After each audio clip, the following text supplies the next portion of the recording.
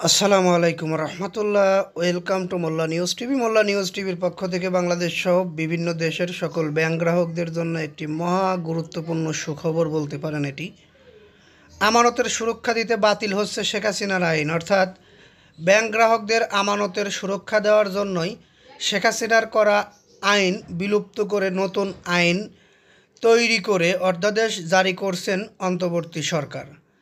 আমানত সুরক্ষা অধ্যাদেশ 2025 শীর্ষক এই অধ্যাদেশের খসড়া মতামতের জন্য বিভিন্ন মন্ত্রণালয়ে পাঠিয়েছেন অর্থ মন্ত্রণালয়ের আর্থিক প্রতিষ্ঠান বিভাগ। আমরা জানি আমানতের সুরক্ষা দেশের সরকারের অনেক গুরুত্বপূর্ণ একটি বিষয়। বিভিন্ন দেশে ব্যাংকের গ্রাহকদের আমানতের সুরক্ষার যে আইন রয়েছে সেই আইনের অনুপাত বিশ্লেষণ করলে বাংলাদেশে অনেক কম বললে ভুল হবে, অনেক কম। আমাদের পার্শ্ববর্তী দেশগুলোর আমানতের সুরক্ষা আইন, অর্থাৎ কোনো ব্যাংক যদি বন্ধ হয়ে যায় তাহলে সেই ব্যাংক থেকে আমানতকারীরা সুরক্ষা আইনের পরিপ্রেক্ষিতে টাকা পায় 5 লক্ষ, 10 লক্ষ, এমনকি আমাদের পার্শ্ববর্তী দেশেও রয়েছে 7 লক্ষ টাকার। কিন্তু সেইখানে বাংলাদেশে আমানতের সুরক্ষা আইনের মাধ্যমে কোনো ব্যাংক বিলুপ্ত বা বন্ধ হয়ে গেলে একজন আমানতকারী গ্রাহক শুধুমাত্র 1 লক্ষ টাকা ফেরত পেত। সেই আইন বাতিল করে নতুন আইনে 2 লক্ষ টাকার বিষয়ে বলা হয়েছে। এই বিষয়টি নিয়েও আমাদের অনেক কথা বলার রয়েছে বলে আমরা মনে করি।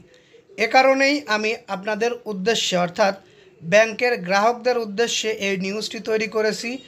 আমরা চাই আমাদের পার্শ্ববর্তী দেশে যেখানে আমানতের সুরক্ষা আইনে 5 লক্ষ টাকার কথা বলা হয়েছে বা 5 লক্ষ টাকার আইন রয়েছে, সেখানে বাংলাদেশে মাত্র 2 লক্ষ টাকা নয়, আমরা চাই পার্শ্ববর্তী দেশের সঙ্গে সমন্বয় করে আমাদের দেশের ব্যাংকের গ্রাহকদের আমানতের সুরক্ষায় 5 লক্ষ টাকার আইন পাশ করা হোক। মতামতের জন্য যেহেতু বিভিন্ন আর্থিক প্রতিষ্ঠান বা মন্ত্রণালয় থেকে পাঠানো হয়েছে, মতামতের ভিত্তিতেই এটি চূড়ান্ত হবে।